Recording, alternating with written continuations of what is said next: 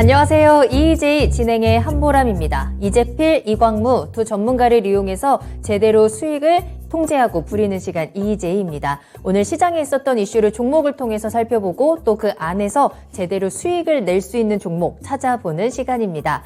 자, 그럼 먼저 오늘의 두 주인공부터 모셔보겠습니다. 토마토TV의 필 담당 이재필 전문가님, 토마토TV의 광 담당 이광무 전문가님 함께하겠습니다. 두 분 안녕하세요. 네, 안녕하세요. 반갑습니다. 자, 드디어 또 다시 한번 제대로 필과 광이 채워졌습니다. 네. 저희 이제 더 이상 격리는 안 돼요, 전문가님. 근데 저는 더 이상 격리할 일이 없는 것 같습니다. 그러니까 저희가 EJ잖아요. 네. 두 명의 이씨 전문가를 이용해야 된다. 근데 두 분 말고 다른 전문가분들 중에 이씨가 없어요. 있어요. 있어요? 있어요? 있어요? 이종국 전문가도 있고. 맞네요. 그럼 대체하실 분이 없는 줄 알았는데 있었구나.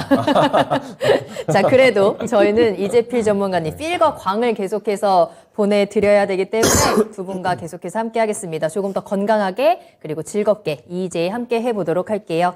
자, 그렇다면 오늘 시장에서 가장 많이 오른 종목과 또 가장 많이 하락한 종목들 통해서 시장의 이슈들 살펴보겠습니다. 자, 그럼 먼저 오늘의 급등 종목부터 살펴보시죠. 자, 오늘의 급등 종목입니다. 자, 네오크레마가 오늘 가장 큰 상승세를 보여줬죠. 꽉 채운 상한가 올라가고요. 하나솔루션 우선주도 보이고 있습니다. 또 카이노스메드, 미래생명자원, 밑에 한성기업, 한국선제까지 오늘 상한가 올라가고요. 그 아래로는 원유, 레버리지, ETN이 급등 리스트에 올랐습니다. 자, 그렇다면 오늘 이 급등 리스트들 가운데 특징주들 살펴보도록 하겠습니다. 오늘 이재필 전문가님의 이야기부터 들어볼까요? 예, 처음에 말씀드릴 종목은 네오크레마인데요. 앵커님 말씀해 주셨듯이 그냥 애누리 없이 30%꽉 채워서 상한가를 갔는데요. 표면적으로 나오는 이유는 곡물가가 급등해서 거기에 관련돼 갖고 올라왔다 이렇게 얘기하는데 실제적인 이유는 그런 건 아닌 것 같아요. 전에 곡물가들 막 움직이고 그럴 때 꼼짝도 안 하던 종목이었고 또 그걸로 보기에는 그 전에부터 이렇게 올라왔던 폭이 좀 너무 큽니다. 자, 그래서 요게 여러 가지 좀 하는 그런 기업이에요. 자, 펩타이드 제품 같은 것들, 요런 식품 첨가물들, 요런 것도 하고, 또, 프로바이오틱스를 이용해서 마이크로바이옴, 요런 것도 연구 개발을 하고 있거든요. 그래서 아마, 식품 그쪽이 아니라 다른 쪽하고 좀 관련돼 있는 걸로 그렇게 볼 수 있을 것 같은데, 조금 좀 그런 건 있어요. 1월 달에, 3자 배정 유상증자를 했는데, 대호EL이 난데없이 받았어요. 예, 유상증자를 3자 배정을 받았는데 65만 주 정도를 받았던데 그쪽하고 좀 해서 이게 이렇게 움직이는 거는 대호EL 관련돼 갖고 움직이는 거 일 관련돼서 움직이는 건 아닌 것 같고요. 어떤 아까 말씀드렸던 바이오 쪽, 요런 쪽 관련해 갖고 움직인 거 아닌가 싶은 생각이 들고요. 자, 하지만 지금 상한가를 이미 친 그런 종목이니까 좀 너무 이렇게 쫓아다니는 그런 매매는 안 되고요. 자, 좀 잡으시더라도 좀 이렇게 좀 빠져갖고 좀 옆으로 기거나 어떤 좀 수렴이 되는 그런 국면에서 잡는 게 좋겠다. 요렇게 볼 수 있을 것 같고요. 네. 자, 그 다음 종목은 카이노스메드라는 종목이 있는데요. 자, 이것도 마찬가지 상한가를 쳤습니다.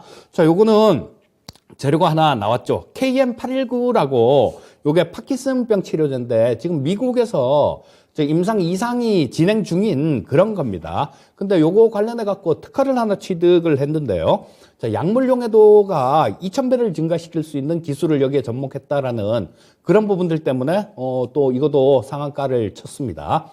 자, 근데 이거랑 관련해 갖고 2017년도에 같이 연구 개발을 했다고 이 시간에 좀 추천주로 말씀드렸던 신테카바이오도 오늘 20% 이상 급등을 했었는데요. 요거랑 같이 개발을 진행을 했다라는 그런 이유로 그렇게 강하게 움직였고요. 자, 카이노스메드 같은 경우도 마찬가지로 지금 이건 계속 빠지다가 급등하는 그런 모습이 나왔어요. 자, 근데 요런 부분들은 임상이 진행되고 있는 그런 과정들에 있기 때문에 결과적으로는 나중에는 그 임상 결과에 따라서 뭐 주가가 좀 향배가 갈릴 거다 이렇게 볼 수 있을 거고요. 좀 접근을 하는 거는 마찬가지로 그냥 트레이딩 관점으로 접근을 하시면 좋겠다. 이렇게 말씀드리겠습니다. 자, 또 한 종목 더 볼게요. 자, 한성기업이 또 오늘 또 상한가를 쳤는데요. 우리 요거 조금 오해하시는 분들 계시는데 얼마 전에 그 김치 뭐 무 막 저 썩은 거 곰팡이 낀 거 네네네. 그걸로 김치 만들었다라는 그런 회사 있었잖아요. 네. 근데 그건 한성식품인데 틀린 회사입니다. 완전 다른 회사예요? 예, 틀린 회사예요. 났다. 그러니까 착각을 하시면 안 돼요. 다른 회사예요. 네. 자, 근데 요거는 뭐 원양어업 같은 것들 뭐 요런 것들을 좀 많이 하는 그런 기업인데요. 자, 지금 러시아하고 우크라이나하고 조금 전쟁이 붙었죠. 그러면 러시아 쪽에서 넘어오는 것들 이런 부분들은 거의가 다 대부분 좀 통제를 받을 수 있다라고 봐야 될 것 같고요. 자, 우리나라 예전에 한 수십 년 전에는 명태가 많이 잡혔는데 지금 명태가 없잖아요.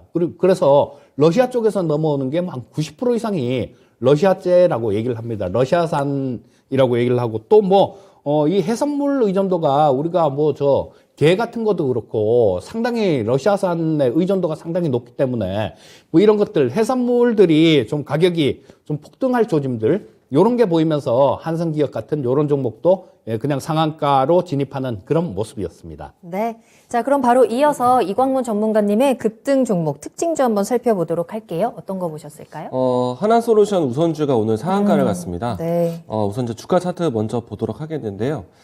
일단 하나솔루션 본주도 움직임이 좋았고요. 이 본주의 움직임 때문에 우선주가 좀 강했다라고 할 수 있겠고, 일단 우선주가 이렇게 크게 급등했던 이유는요. 하나솔루션의 본주처럼 태양광에 대한 좀 관심이 새롭게 좀 나타나면서 급등세를 좀 보였습니다. 뭐 이유는 우크라이나 사태 때문에 이 신재생 에너지에 대한 좀 자극 요소가 좀 되었고요. 일단 하나솔루션 본주도 주가 차트 보도록 하겠는데요. 일단 이야기들은 최근에 이제 러시아발 이야기로 해서 에너지 공급에 대한 좀 이 난항이 좀 예상이 되잖아요. 이 때문에 신재생 에너지에 대한 도입이 좀 빨라질 것이다. 뭐 이렇게 좀 우회적으로 좀 뉴스가 나왔고, 그리고 사실 하나솔루션 본주부터 해서 뭐 이 우선주 모두 다 해당되는 내용인데, 사실 그동안 4분기 때 실적이 좀 저조했습니다. 뭐 태양광부터 해서 다른 뭐 에너지원까지 해서 비수기에 대한 시기였고 실적도 상당히 저조했는데 이번에 이제 우크라이나 사태 때문에 좀 주목받을 수 있는 좀 큰 이슈가 되다 보니까 실질적으로 이 유럽 지역에서의 신재생 에너지 속도가 가장 빠르게 진행되고 있는데 더 가속도가 붙을 거라고 예상을 하고 있는 거죠. 그래서 태양광 모듈뿐만 아니라 풍력 관련된 종목들의 움직임도 같이 나왔습니다. 일단 하나솔루션이라든지 하나솔루션 우선주를 보시게 되면은 오늘 처음 크게 움직임이 나왔는데요. 실질적으로 이 풍력 관련된 종목들, 뭐 CS 윈드라든지 아니면은 CS 베어링이라든지 이와 같은 종목들은 이번에 에너지 대란에 있어서 좀 먼저 선제적 움직임이 나왔다라는 것.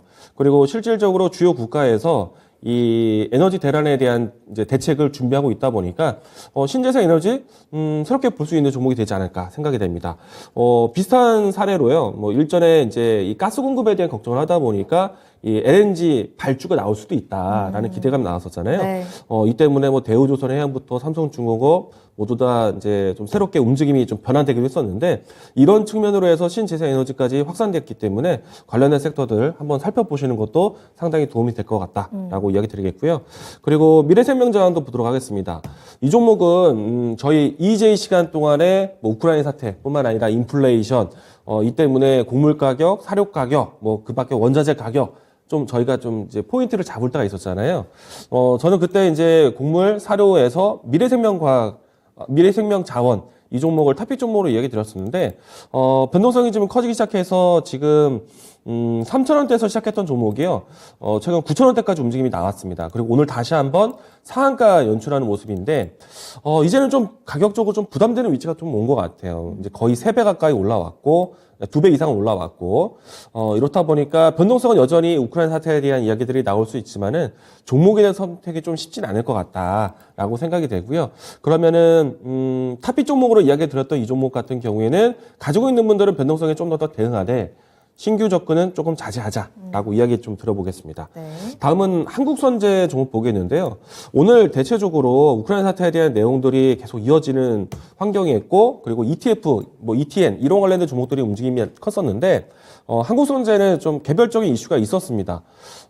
이 종목 같은 경우에는 개별적으로 뭐 고체 산화물 연료 전지 부품, 그러니까 전고체 배터리의 요소 있잖아요. 네. 이 부분들이 블룸 SK 퓨얼셀의 공급 이제 선정되었다라고 얘기 나왔는데요. 블룸 에너지하고 SK 플랜트하고 이제 합작한 회사인데요. 앞으로 이제 전고체에 대한 관심이 좀 새롭게 나타날 수 있기 때문에 한국선제가 개별적으로 이슈가 되었지만은 2차 전지 그동안 좀 소외됐었어요. 그래서 2차 전지 내에서의 기술 방향 관련된 종목들을 살펴보시는 것도 어떻게 보면 납폭과대 종목으로 접근하셔도 괜찮을 것 같다.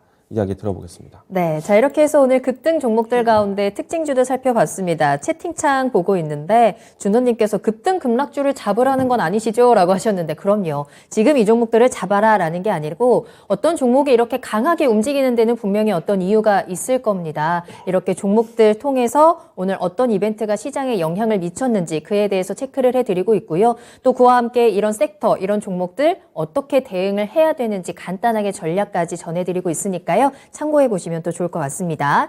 자, 그럼 바로 이어서 하락 종목 확인해 보겠습니다.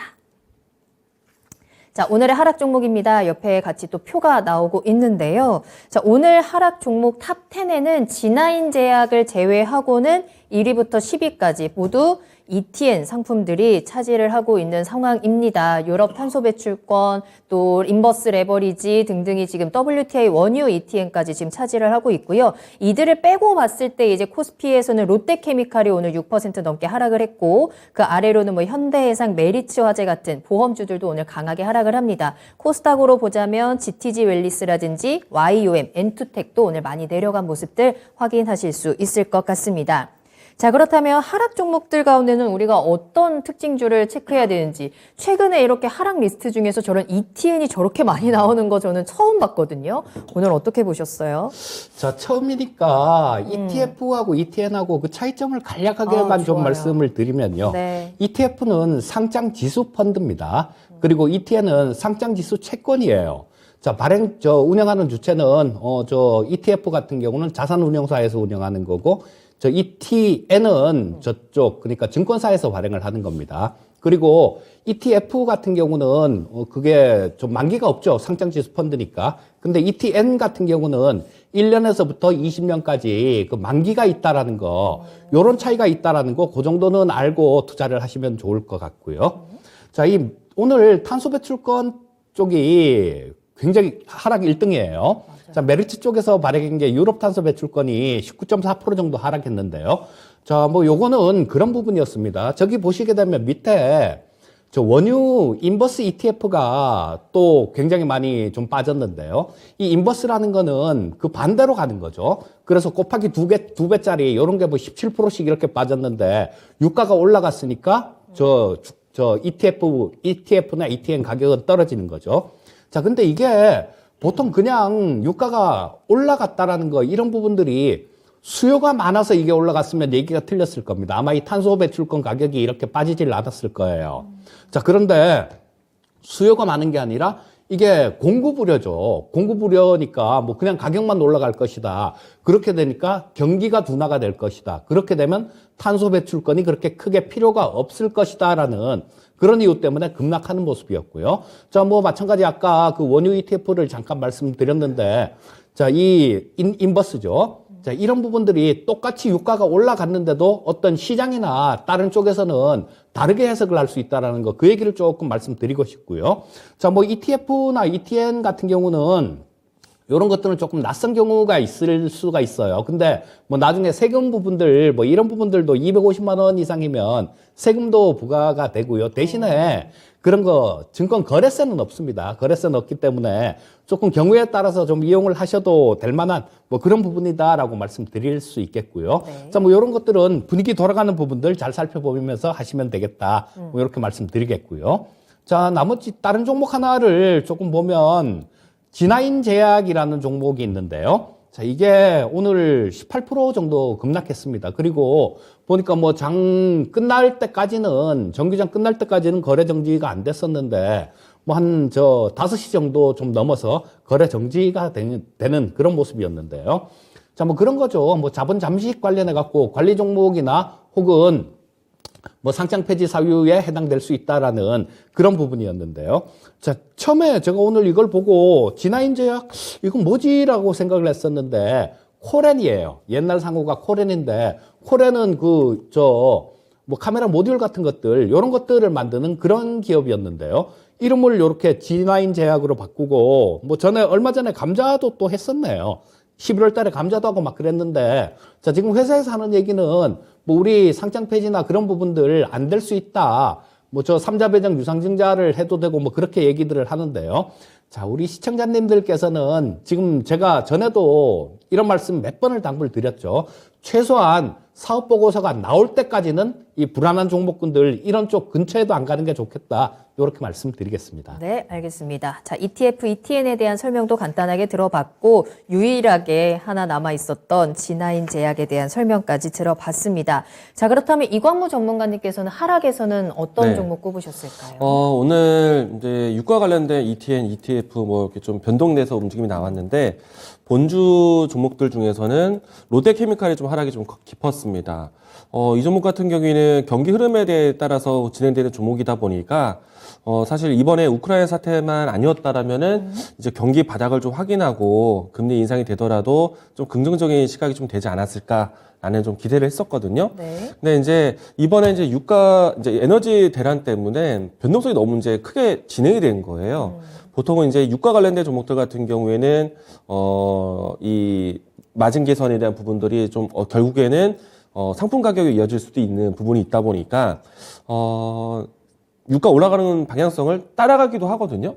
근데 이제 유가에 대한 변동성이 너무나 크다 보니까 그 상승분에 대한 부분들을 제품으로 좀 전가시키기가 상당히 부담스러운 위치가 된 겁니다. 이 때문에 오늘 롯데케미칼뿐만 아니라 뭐 대한유화 이와 같은 종목들도 동시에 같이 주가 추세를 좀 잃어버리는 모습이 연출되었고요. 오늘 전반적으로 시장 분위기가 좀 플러스에서 진행됐는데 유가 관련된 종목들이 좀 못 갔다라는 것 좀 특징적으로 이야기 드리겠습니다. 그러면은 이제 주가에 대한 대응은 어떻게 해야 되느냐? 일단은 당장 급한 거는 우크라이나 사태 때문에 진행되고 있는 이 에너지 공급 불안, 그리고 특히나 이제 국제 유가에 대한 변동성이 워낙에 크게 진행되고 있다 보니까 아마 이 부분들이 단기간은 계속해서 좀 불안한 요소는 좀 뛸 것 같습니다. 네. 대신에 이제 지금 110달러 이상에서 뭐 한간에는 130달러까지도 올려보고 있긴 하지만은 그 수치까지는 당장에 올라가기는 힘들 것 같다는 생각이 들어요. 왜냐면은 90달러 선에서 110달러까지 빠르게 올라갔기 때문에 어느 정도는 좀 시장에 대한 변동성에 대한 반응은 했다라고 생각이 되고요. 그러면은 롯데케미칼 같은 뭐 대한유화 이와 같은 종목들이 지금은 좀 반등하기는 좀 어렵겠지만은 그렇다고 해서 지난해 18만 원, 19만 원대까지 내려왔던 위치까지 위협적이진 않을 것 같다라는 생각이 들고요. 그리고 금리 인상에 대한 과정 자체가 경기에 대한 어느 정도의 이 회복 속도를 보여주고 있는 거잖아요. 일단은 다른 섹터들이 먼저 좀 경기 순환을 보여줬지만은 정유, 석유화학 관련된 종목들은 좀 부진했단 말이죠. 좀 아쉽지만은 지금의 시간은 좀 느려졌지만은 네. 추가적인 하락에 대한 걱정은 하지 말자. 그래서 조금 더 기다려보자라고 이야기를 드려보겠고요. 뭐, 롯데케미칼뿐만 아니라 다른 유가 관련된 종목들도 지금은 사실은 먼저 들어갈 필요는 없을 것 같아요. 대신에 이미 좀 갖고 계신 분들 같은 경우에는 너무 불안해하지 말자. 일단은 좀 더 기다리자라고 이야기 드리겠습니다. 알겠습니다. 자, 오늘도 우리 시장은 이 우크라이나 전쟁에서 크게 벗어나지 못한 움직임을 보여줍니다. 우려감에 또는 기대감에 큰 변동성을 보여주고 있는 상황인데요.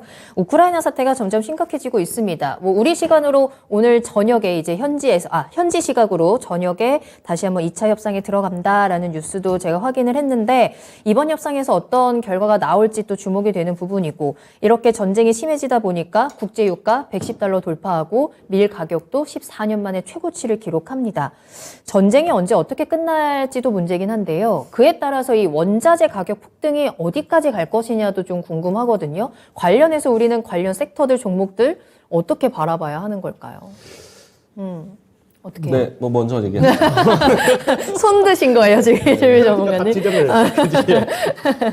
자, 이거 여러분들 너무 쫓아다니시면 안 됩니다. 제가 저기서 투자의 신에서 좀 말씀을 드렸었는데요.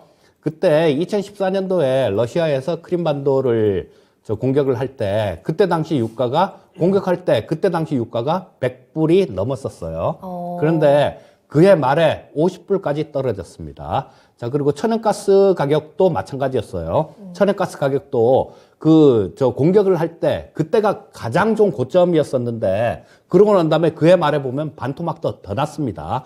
그리고 뭐 이런 부분들 같은 경우는 어느 정도 차이는 있겠지만요. 밀도 마찬가지고, 곡물 가격들도 마찬가지고, 거의 대부분이 그때 당시에 1월 달부터 좀 티격태격 했었는데요. 어떤 것들은 이때 공격을 했을 때 3월 달에 고점을 찍은 원자재, 그러니까 에너지 쪽 같은 경우는 3월 달 이때 고점을 찍었고요. 그리고 다른 것들, 광물이나 밀 같은 것들, 요런 것들은 좀 더 올라갔었어요. 좀 더 올라갔다가 5월 달에 고점을 찍고 예외 없이 연말에는 전부 다 마이너스로 밀렸습니다. 그러니까 너무 쫓아다니시면 안 되고 요런 부분들은 그냥 트레이딩 관점으로 접근을 하시면 좋겠다. 이렇게 말씀드리겠습니다. 네, 좀 전에 이재필 전문가님, 내가 먼저 하나요? 하고 이렇게 하실 때 미어캣 같았대요. 나중에 그 화면 다시 보세요. 그러고 보니까 그런 것 같기도 해요. 자, 이광무 전문가님은 어떠세요? 네, 앞으로도 적극적으로 더 얘기하셔도 괜찮은데. 그렇죠. 네. 일단 저는 오히려 조금 지금은 트레이딩적으로 이용해야 되지 않을까 생각합니다. 아무래도 금리 인상부터 해서 인플레이션 좀 답답함이 시장에 좀 워낙에 좀 깔려 있는 상태였기 때문에 지금 전쟁이라는 키워드가 상당히 자극적이었고 그래도 일주일을 보내보니 지수가 그래도 좀 잘 버티고 있었거든요. 다만 이제 올라가는 거는 아직까지 좀 확정하기는 좀 어려울 것 같아요. 그래서 좀 아직까지도 좀 힘든 시장에서 우크라이나 사태와 러시아 사태 때문에 반사적으로 눈에 띄는 산업이 이제 보이기 시작한 것 같습니다.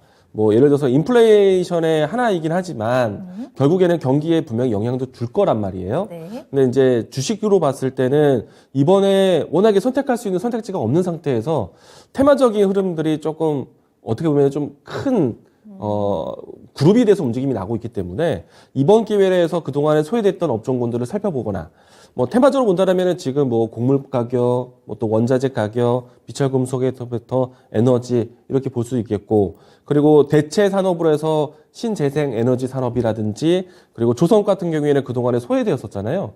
그렇게 수주를 잘했는데도 불구하고 주가가 못 갔단 말이죠.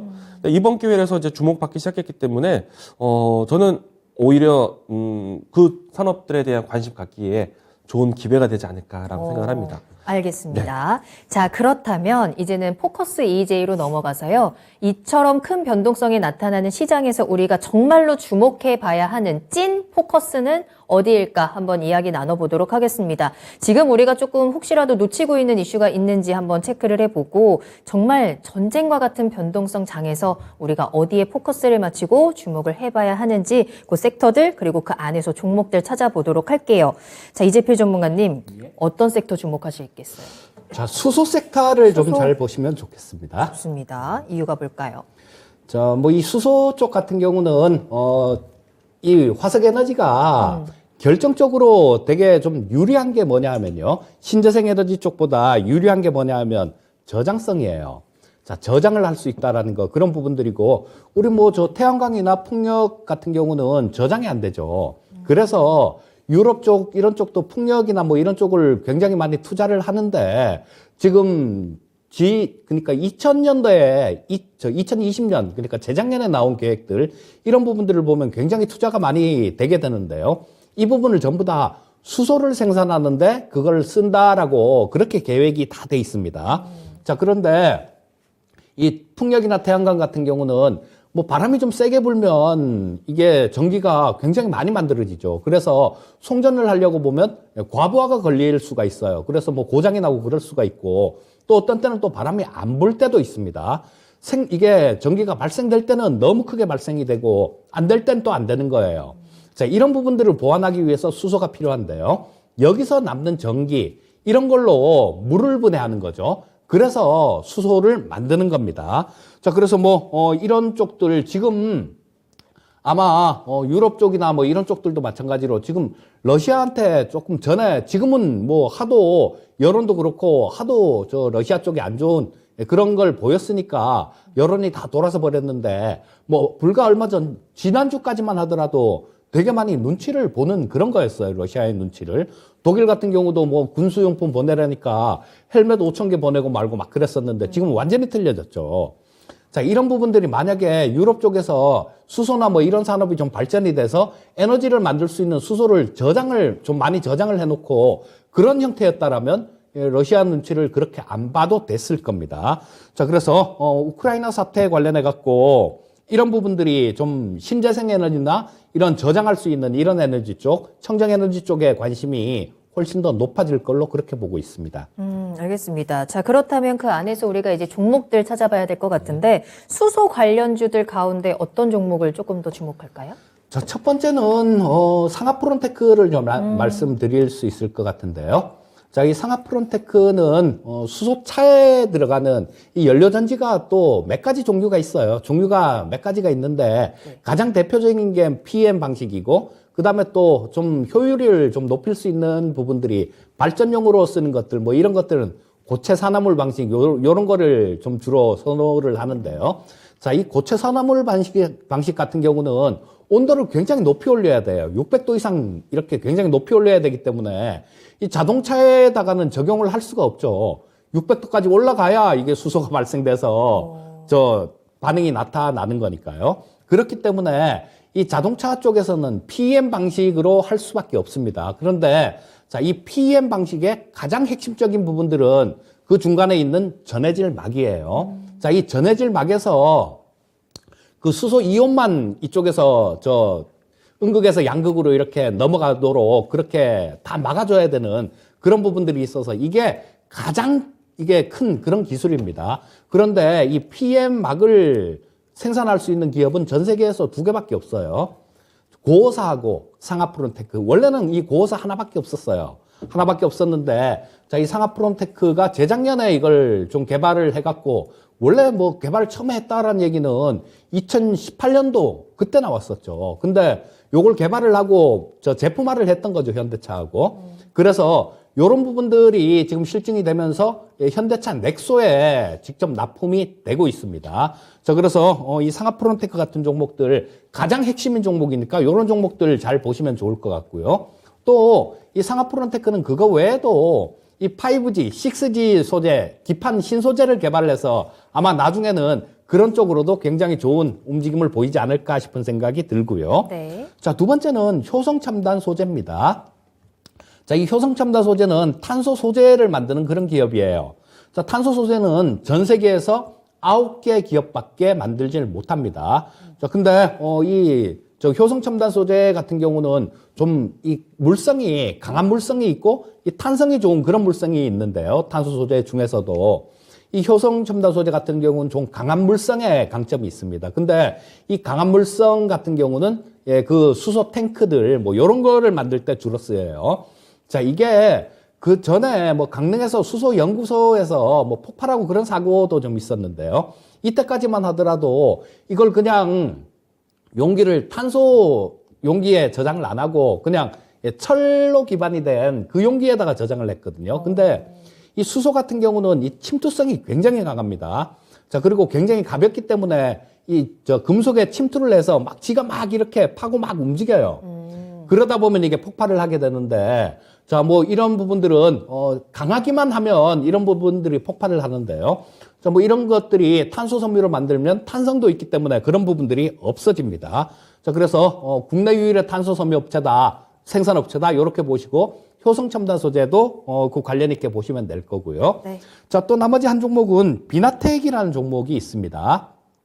자, 근데 이 비나텍은 지지체나 뭐 촉매, MEA라는 거는 막 전극 접합체인데 아까 말씀드렸던 그 멤브레인 막하고 전극하고 이런 걸 이렇게 연결시켜 놓은 그거를 얘기하는데요. 자, 당연히 그 중간에 멤브레인 막 같은 경우는 만들 수 있는 회사가 그렇게 없으니까 이 회사는 그런 것들을 사와서 조립을 하는 그런 정도다라고 보시면 될 거고요. 자, 지금 현재는 뭐 자동차 쪽에는 납품이 안 되고 연료 전지 쪽, 발전용 요런 쪽으로 납품이 되는데요. 그래도 뭐 저 해외 쪽하고는 조금 얘기가 좀 오고 가고 있는 그런 내용들이 있으니까 요런 부분들도 좀 눈여겨보시면 좋겠다. 이렇게 말씀드리겠습니다. 네. 자, 앞으로 포커스 맞춰볼 섹터 수소 전해주셨고요. 채팅창에서 이제 수소 좀 다시 한번 좀 가주려나 이런 글들도 보이는데 그 가운데서 탑픽 종목은 그럼 어떤 거 보세요? 예, 오늘은 효성 첨단 소재를 말씀드리겠습니다. 네. 이유는요? 자, 뭐 이 효성 첨단 소재 같은 경우는 아까 말씀드렸듯이 전 세계에서 9개 기업밖에 만들 수가 없습니다. 자, 근데 그 중에서도 마찬가지로 뭐 어떤 항공기 쪽 뭐 이런 쪽에 강점이 있는 그런 쪽도 있고 좀 탄력이 있는 그런 쪽에 강점이 있는 그런 기업들도 있는데요. 이 효성 첨단 소재 같은 경우는 그쪽에 강점이 있는 거예요. 최적화된 탄소 용기 같은 것들 요런 거를 만드는데 최적화된 그런 기업이다라고 보시면 좋을 것 같고요. 자, 근데 이게 저 기체 수소 같은 경우는 뭐 액체 수소를 이렇게 만들어서 이동을 하고 그러는데요. 자, 이 액체 수소 같은 경우는 탄소 용기는 필요가 없습니다. 하지만 기체 수소에서는 꼭 필요해요. 근데 이 액체 수소로 운반을 하더라도 결국은 넣을 때는 기화를 시켜서 이렇게 넣어야 되는 거니까 이쪽 기체 수소 저장 용기 같은 경우 꼭 필요하다. 뭐 이렇게 보시면 될 거고요. 자, 그 외에도 저 아라미드 섬유라는 게 있어요. 이게 뭐냐 하면 군용, 항공용 뭐 이런 걸로 좀 쓰이는 그런 특수섬유인데요, 이거도. 요거도 마찬가지로 작년에 증설을 했죠. 3,850톤 규모로 증설을 해서 뭐 요런 부분들이 생산되고 있고요. 원래는 이게 효성첨단 소재가 탄소섬유를 6,500톤까지만 증설을 하려고 했어요. 근데 오늘 장 끝나고 난 다음에 뭐 계획 나온 거, 뉴스들 이렇게 살펴보면 내후년, 그러니까 내년이죠, 내년. 2023년이니까. 내년 4월 달까지 9,000톤 정도로 생산 캐파를 늘린다라고 얘기를 합니다. 자, 그렇게 되면 이런 부분들이 현실화가 된다라면 실적 부분들이 굉장히 좋아질 거예요. 자, 그래서 뭐 저 위에 보시게 되면 주가 자체가 많이 두들겨 맞았어요. 자, 이게 87만 원대에서 지금 여기 뭐 40만 원 정도 그 근처까지 빠졌으니까 반토막 이상 난 그런 자리에서 옆으로 쭉 횡보하다가 자, 이 옆으로 횡보한 이런 모습들은 물량을 소화하는 그런 과정이었다라고 보시면 될 거고요. 자, 뭐 여기서 이제는 좀 바닥을 다지고 위쪽으로 이렇게 고개를 싹 드는 그런 모습이니까 충분히 관심을 가질 수 있는 그런 시기겠다라고 말씀드리겠습니다. 네. 자, 수소 참 오래 쉬었죠. 자, 이제 다시 한번 올라갈 수 있을 것 같아요. 탑픽 종목으로 효성 첨단 소재까지 여러분 꼭 체크해 두시길 바라겠습니다. 자, 이광무 전문가님 오래 기다리셨습니다. 자, 이번엔 이광무 전문가님의 이야기 들어볼까요? 저희 포커스 맞춰볼 만한 섹터 어디 보세요? 신재생 에너지 좀 살펴볼 것 같은데요. 네. 우크라이나 사태 때문에 보여지게 된 이제 또 새로운 섹터가 될 것 같습니다. 최근에 이제 우크라이나 이 전쟁발 이야기들 때문에 뭐 흔히 뭐 방산주부터 해서 에너지 그리고 또 지금은 뭐 한때 이제 조선주에 대한 아이디어까지 나왔고 이제는 신재생 에너지까지도 이제 확산되는 움직임인데요.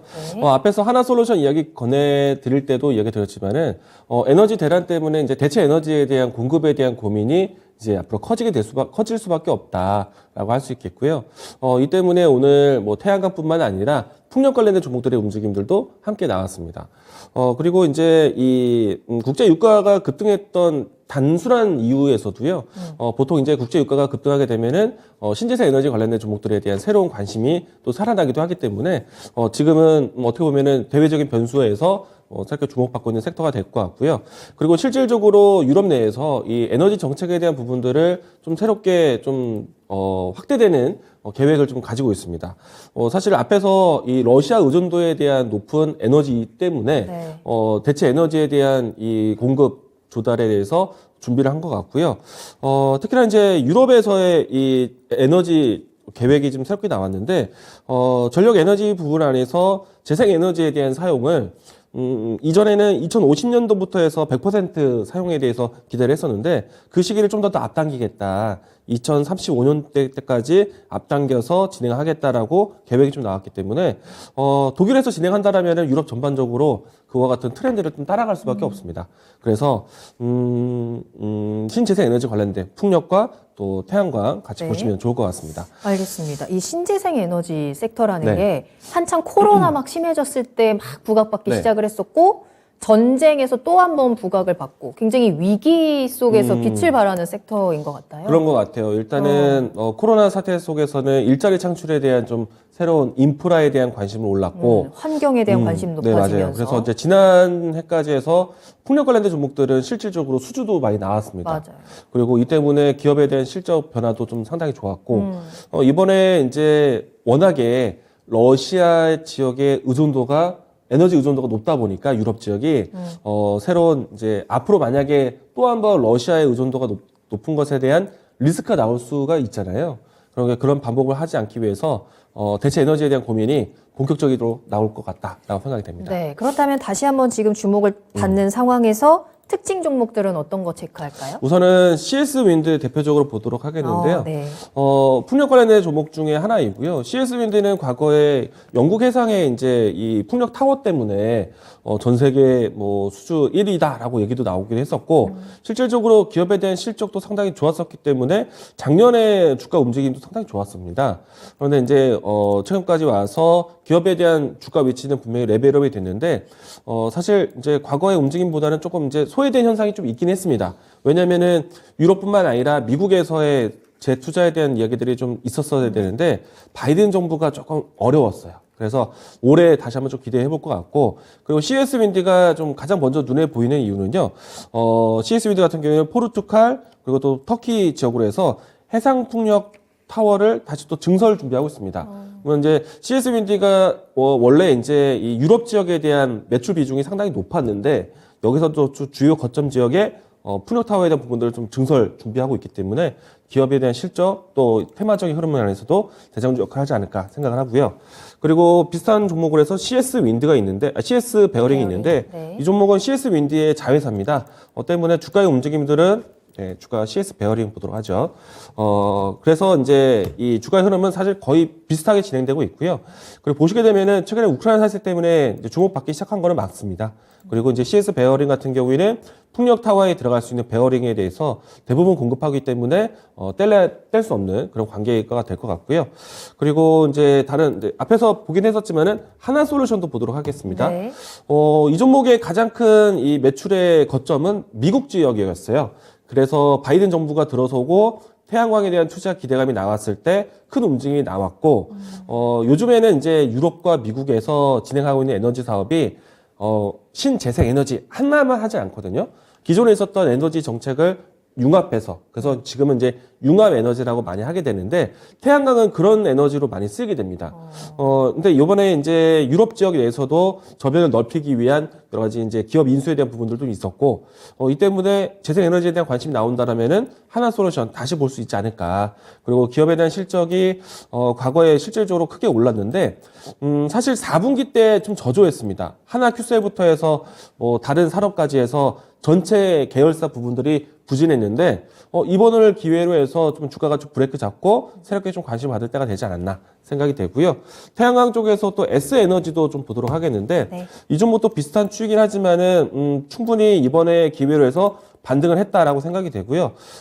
S에너지 같은 경우에는 유럽에서 뭐 벨기에, 네덜란드, 룩셈부르크, 프랑스 이 지역에 이제 태양광 모듈을 공급하는 이력이 있기 때문에 앞으로에 대한 협력 관계에 대한 부분들이 좀 긍정적으로 보실 수 있어서 S에너지에 대한 관심도 괜찮다라고 이야기 드리겠습니다. 네. 자, 그렇다면 그 안에서 우리 탑픽 종목 꼽아봐야 될 것 같습니다.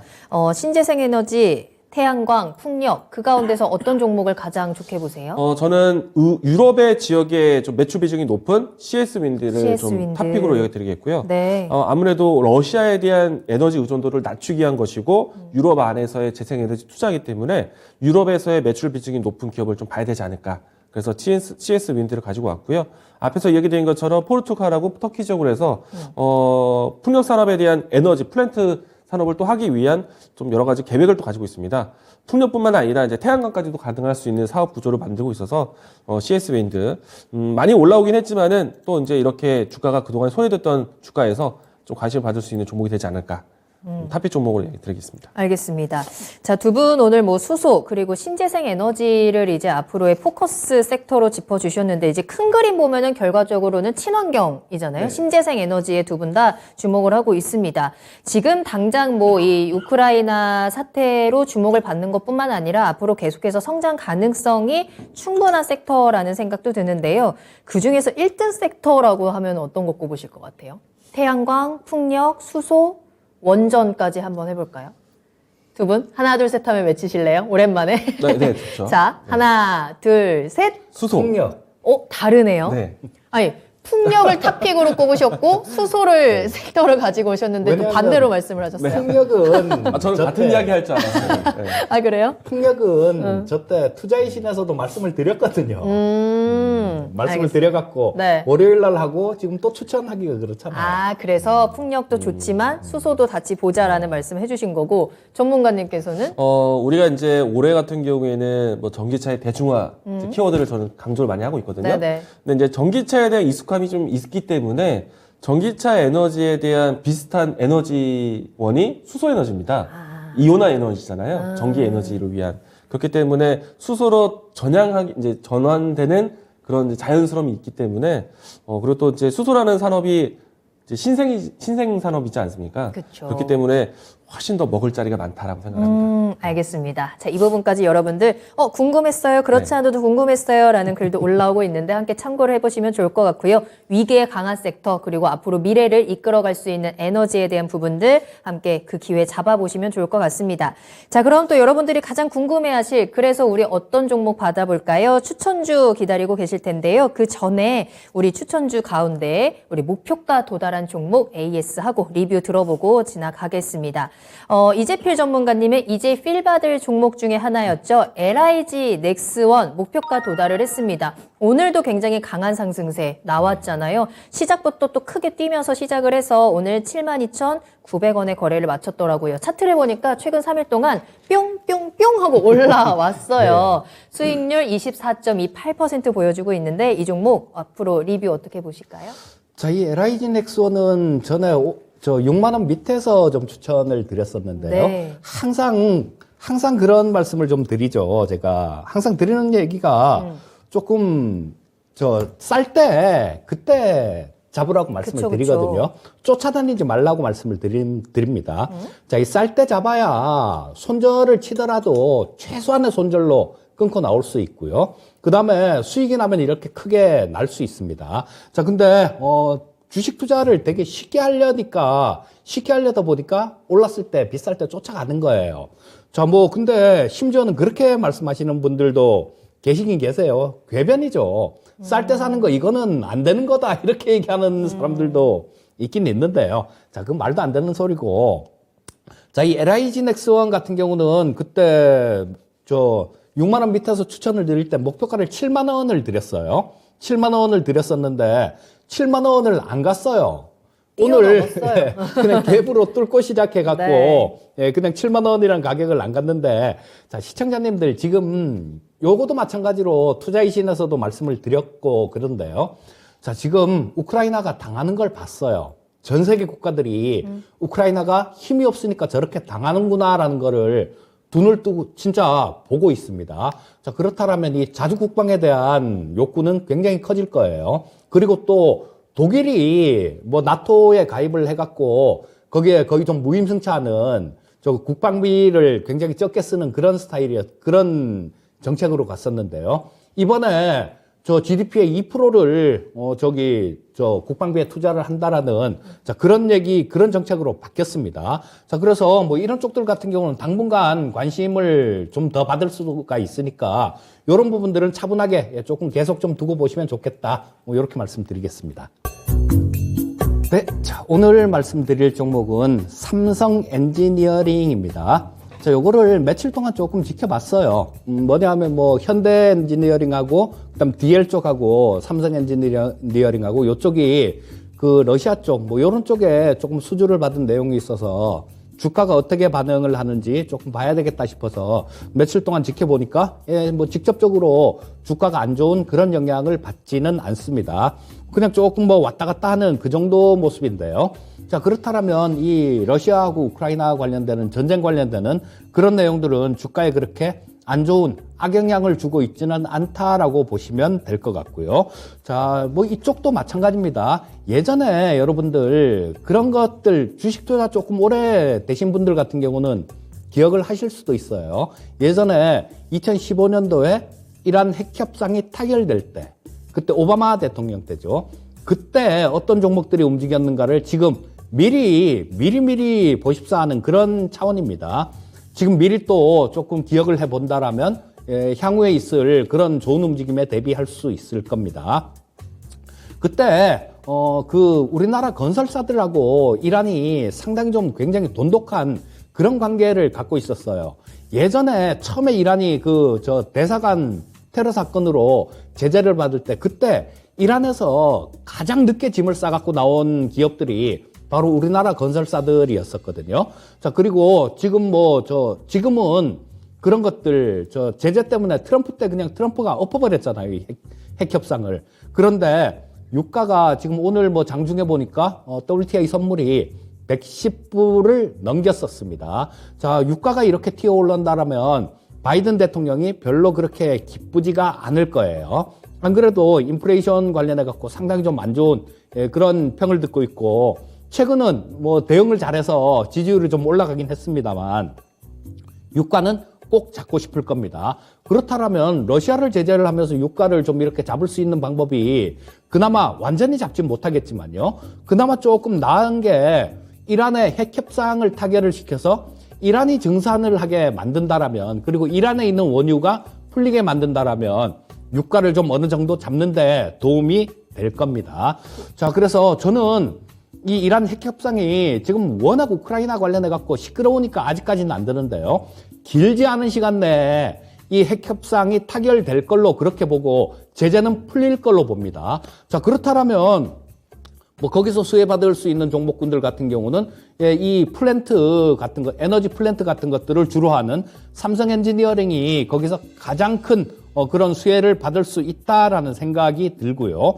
자, 우리나라 국내 쪽 사업도 하지만 굉장히 상당히 많은 부분들이 해외 쪽입니다. 그리고 거의 플랜트 쪽이 대부분이에요. 자, 그러면 이란이 지금 몇 년간 저 때부터 시작해서 몇 년간 지금 경제 제재를 받으면서 굉장히 큰 욕구가 있을 거예요. 증설에 대한 욕구들. 이런 부분들이 있을 테니까 이게 풀리고 나면, 제재가 풀리고 나면 제일 먼저 할 거는 증설, 이 설비 투자를 제일 먼저 하게 될 겁니다.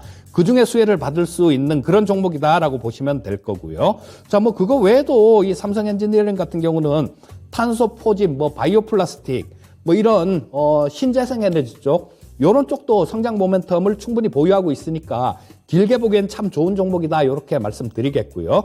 자, 매수가는 내일 아침 시초가로 하시면 될 거고, 목표가는 27,000원, 손절가는 28,000원 제시해 드리겠습니다.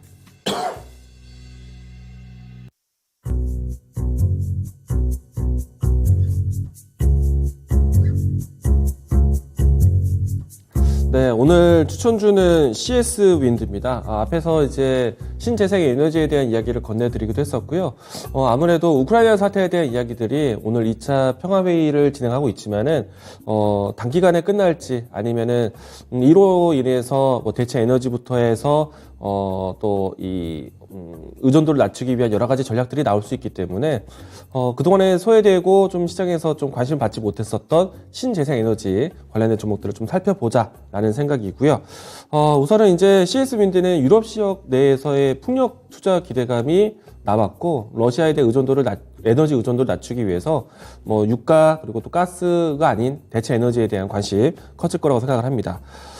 그 중에서 이제 CS 윈드 같은 경우는요, 유럽 시장에 대한 매출 비중이 50%가 넘습니다. 특히나 지난 이제 영국 해상에서의 풍력 타워에 대한 이 수주가 컸었고요. 그리고 이제 추가적으로 포르투갈과 또 이 터키 지역에 대한 증설 효과로 해서 앞으로 유럽 시장에서의 풍력 투자에 대한 부분들 계속해서 이어질 것이다 라고 생각을 합니다. 그리고 이제 추가적으로 유럽 시장에 대한 내용뿐만 아니라 미국에서의 투자 기대감도 가지고 있는데, 미국에서는 지금 바이든 정부에서 그린 산업에 대한 이 정책, 투자를 받기 위한 회의 중에, 그러니까 논의 중에 있습니다. 뭐 아직까지는 상하위원회에서 모든 내용들이 통과되지는 않았는데, 아마도 올해 이제 중요한 이제 숙제로 이 바이든 정부에서는 그린 산업에 대한 투자가 진행될 것으로 예상하고 있기 때문에, 언제든지 뭐 추가적인 모멘텀을 찾는 데는 뭐 무리함은 없다라고 생각을 합니다. 이 종목에 대한 주가 흐름 보도록 하겠는데요. 사실 지난해 초반까지는 주가가 상당히 좋았습니다. 그리고 실질적으로 기업에 대한 실적도 좋았고, 주가의 위치에서는 레벨업이 됐다라고 할 수 있겠는데, 다만 이제 지난해 연중을 보시게 되면은, 큰 움직임이 나오진 못했었고, 연말에 오히려 주가가 좀 부진한 모습이 연출되기도 했습니다. 근데 이제는, 경기 성장에 따라서 인프라 투자에 대한 부분들이 나올 수 있겠고, 그리고 이번 우크라이나 사태를 통해서 새롭게 좀 주목을 받고 있기 때문에, 이번에 이제 다시 한번 직전에 있었던, 주가에 대한 횡보에 대한 모습들을 회복할 수 있지 않을까 생각을 합니다. 차트적으로 본다면은 이번 우크라이나 사태 때문에 단기적인 움직임이 실제로 나왔습니다. 이 때문에 좀 단기 상승을 좀 빠르게 갖기도 했었는데, 우선 이제 지난 매물대에 대한 움직임들 다시 복귀된다라고 보신다면은 충분히 추가적인 상승 여력이 있다라고 생각이 되고요. 이 종목 같은 경우에는 방송에서는 제가 시초가 매수 이야기 드리겠지만요. 시청자분들 같은 경우에는, 가격적으로 했을 때 58,000원대까지 좀 분할 접근하시면 좋지 않을까. 이야기를 좀 드려보도록 하겠고요. 일단 이 종목에 대해서 매수 처리된다라면은 목표 가격은 지난 이제 이 밴드의 상단 부분을 좀 볼 수 있는, 밴드 이제 위치까지 올라올 수 있는 75,000원대까지는 무난한 상승 예상해 보겠습니다. 그리고 손절 라인 때는 56,500원 제시하도록 하겠습니다. 자, 이렇게 오늘의 추천주까지 모두 만나봤습니다. 오늘도 그렇고요. 사실 저희가 최근에는 계속해서 이 전쟁에 대한 이슈를 다루고 있습니다. 전쟁이라는 그 큰 이슈 속에서 우리는 투자 그리고 수익에 대한 기회를 이야기하고 있는데요. 그 전에 우리는 이 전쟁이 좀 더 빨리 끝나기를, 더 이상 희생자가 늘어나지 않기를, 평화를 함께 기원해야 될 것 같습니다. 자, 모두 오늘도 평화로운 밤 보내시길 바라겠고요. 오늘 이의제 여기서 마치겠습니다. 다만 저희가 방송에서 전해드린 내용은 투자 판단에 대한 참고 자료입니다. 투자는 투자자 본인의 책임과 판단에 따라서 이루어져야 한다는 점 다시 한번 유의해 주시기 바랍니다. 자, 그리고 잠시 후 투자의 신에서 여러분들의 종목 상담 그리고 궁금증 해결해드리는 시간까지 기다리고 있으니까요. 끝까지 함께해 주시길 바랄게요. 자, 그럼 오늘도 함께해 주신 여러분들 모두 감사합니다. 저희는 내일 이 시간에 돌아올게요. 시청해 주신 여러분 고맙습니다.